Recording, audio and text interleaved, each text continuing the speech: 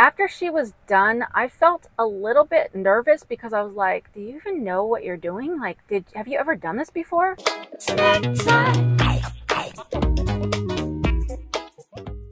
I thought I could trust my doctor, but this one decision is costing me all my lady parts. This is the story of what's going to take me out of van life for a little bit and why I have to have a hysterectomy even though I'm not even 50 yet. Also, this may be a little bit TMI for some people because I'm going to be discussing in slight detail women's bodily parts, bodily functions. So if that makes you squeamish, you might want to click off this video. All right, all of my adult life, I've had really heavy periods, and I was anemic for many years. And after a while, after I had my kids, it just became unbearable. So I went to the gynecologist and they recommended doing a endometrial ablation where they cauterize your uterus lining. So they insert a balloon into your uterus and they fill the balloon with hot water. Now there's different methods, but the one I had, and it cauterizes your uterus lining so that you don't have as heavy of periods, or you may not have one at all. You won't want to get this done unless you're 100% done having kids, because you're not able to have kids after this. Actually, you can get pregnant, and if you do, you would have an ectopic pregnancy, which would be a non-viable pregnancy, and you could die, so you'd have to have surgery for that. So if you have an ablation, you also have to have other birth control, and at that point I decided to get the Mirena IUD. It's this little implant that looks like a T, and they insert it up into you,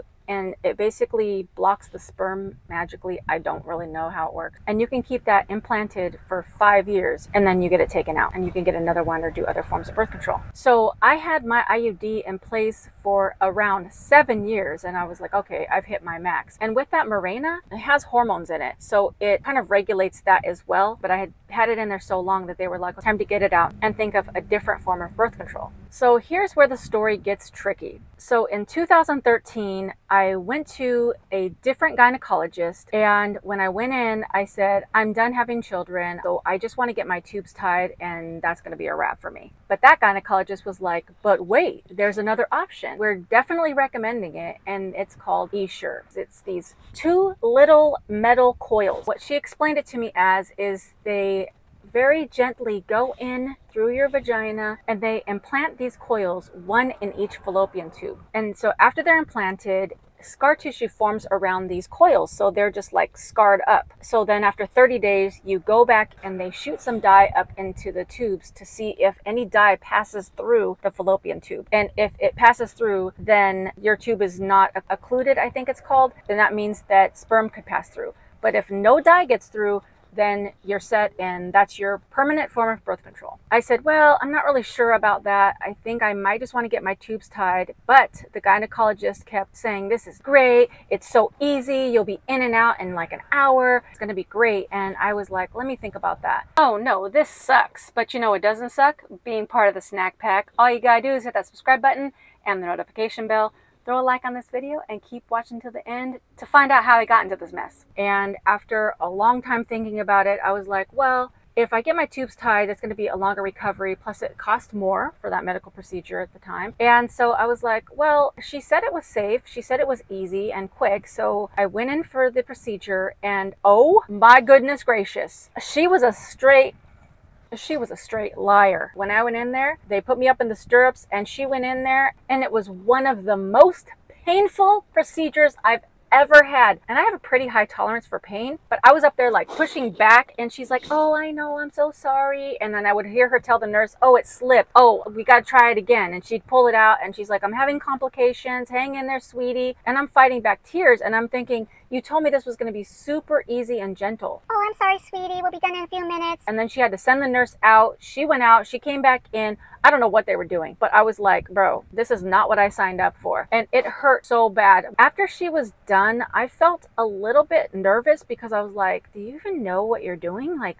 have you ever done this before? And when I left there, I was bleeding and cramping up so bad. It took a couple days for me to recover from just that alone. Now, that was back in 2013. And ever since then, I've had pelvic pain. I've gone back to the gynecologist several times. They've always told me it's just part of PMS. There's nothing wrong. They've done a few ultrasounds to make sure that the coils were in place and everything seemed to be fine, but I was still having pelvic pain. But then just 5 short years later, in 2018, I found out that Bayer, the maker of Essure, yes, the same Bayer that makes the baby aspirin, pulled Essure off of the market. Now, around that same time, I noticed some groups on Facebook around this. Women were having mega complications. There were even several deaths. A lot of the coils had migrated to other body parts. They were perforating and piercing bowels and different parts of your body, and people were legitimately having major medical concerns. Women tried to do lawsuits, but there was some verbiage in the thing that you sign when you get it that you couldn't.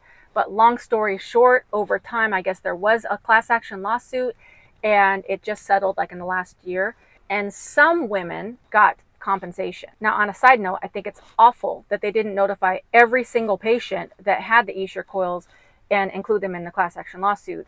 But because I didn't hear anything about it, I didn't know about it until it was too late. Actually ticks me off for me and for all the other women that have had complications that didn't get included, but that's just the way it goes, I guess. So anyways, once I found out that these Essure coils cause problems, and I was like, this is probably why I've been having pelvic pain for so many years, I decided to try to get them removed. Well, it's not that easy. You can't just simply get them removed because the coils are bundled up with scar tissue. And one explanation that I heard is it would be if like you had a cotton ball and you stuck it to a piece of Velcro, and when you pull the cotton off, there's all these little fibers of cotton in the Velcro because the coils are made of metal, and any little piece of the metal can remain in your body, so it's not safe. So then I started down the road of thinking that maybe I would just get my tubes removed. So I went to see a different gynecologist to discuss this. But the thing that deterred me is that she had never even heard of Essure. I'm thinking, you're a gynecologist and you've never even heard of this form of birth control. I don't feel safe or comfortable with you taking out my tubes if you've never even heard of it. I got any bud? Please tell me you got some bud. No, I don't have any. Bud? Girl just out here looking for weed.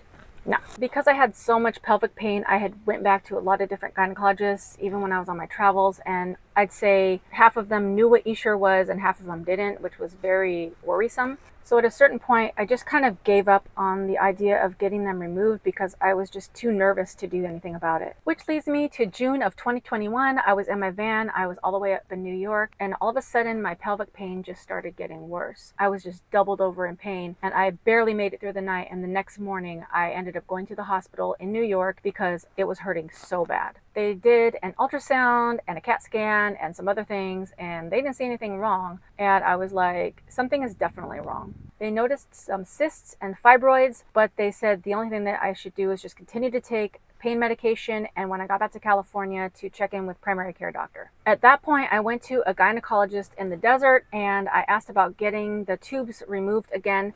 And she says, well, her attitude sucked. It was also the same kind of medical group that put the coils in, not the same doctor, but the same medical group. And her attitude was so nonchalant. She's like, yeah, I mean, we can cut out the tubes, but if we cut the tubes out at a certain place, it might clip part of the coils, and then you'd have a piece of the coil left in. And I'm like, doesn't seem ideal. And she was like, yeah, I mean, I don't know if I'd recommend this. And I'm like, well, I don't want to continue to keep these coils in because they're banned. And she's like, yeah, but if they're not causing any problems, I'm like, I'm having pelvic pain. What are you missing? She didn't take it seriously. I also asked why their medical group did not contact me when they banned the Essure coils. And she's like, oh, well, I mean, there's nothing wrong with the coils. It's just that they decided not to market them anymore. And I'm like, well, clearly people are getting them out, and clearly there was a class action lawsuit, and people are having major problems. And she's like, well, as long as you're not having problems, then there's really nothing to worry about. So obviously, I left out of that doctor's appointment. So then I checked around again to find a surgeon that knew about these coils, and I finally found an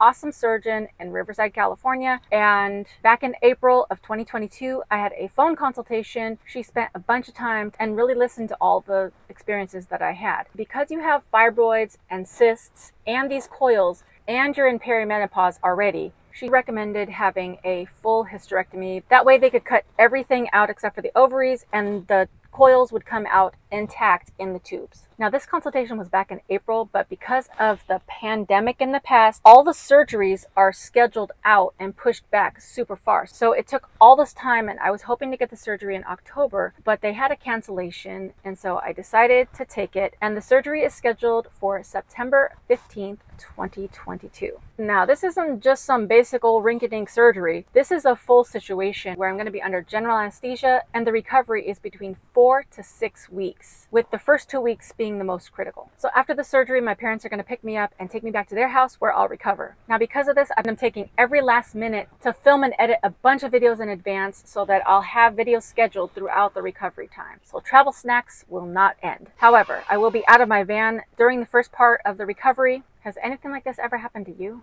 If so, let me know in the comments. Thanks for letting me share my story, and please take care of your health, and always, always get a second or third opinion. Bye for now.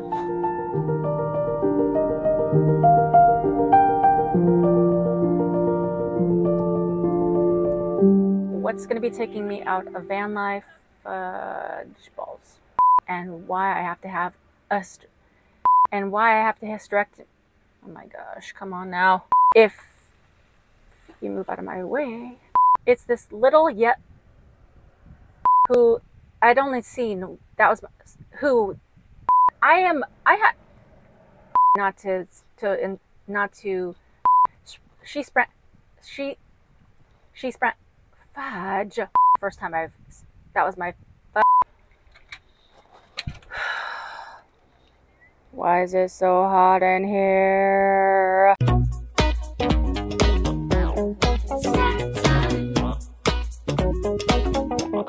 Snack time.